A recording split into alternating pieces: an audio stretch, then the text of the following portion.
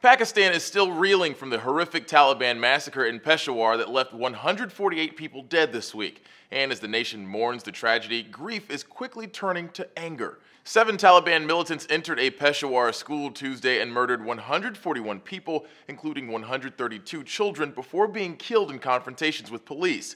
The Pakistani Taliban claims the attack was retaliation for an increased military campaign against the group. The backlash has been swift and severe. Pakistani officials report they've killed about 150 suspected militants in strikes and raids since the Peshawar attack Tuesday. The country also hanged 2 men accused of terrorism Friday over protests from the United Nations and human rights groups after Prime Minister Nawaz Sharif lifted a ban on executions. The Hindustan Times reports 10 more terrorism-related executions might be in the works. Pakistan is no stranger to terrorism, but many analysts are now wondering if the Peshawar massacre will be a turning point for Pakistan's complex relationship with the Taliban.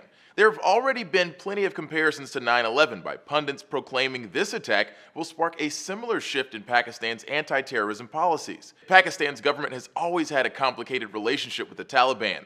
The country is conducting a military campaign against the group, but it's also been accused of secretly sponsoring the Taliban and other terrorist groups in the past. But the Peshawar attack has united Pakistan against the Taliban on an unprecedented level.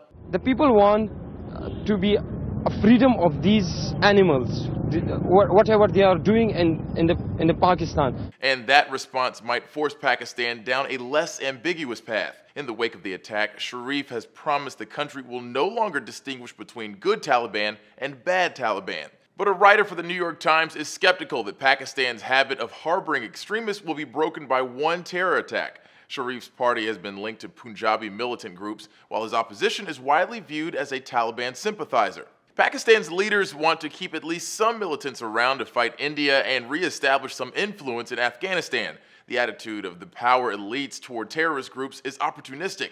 If Pakistan wants to save its children from death and destruction, its leaders will first have to agree that the primary threat to the state is militancy in any version. For Newsy, I'm Christian Bryant.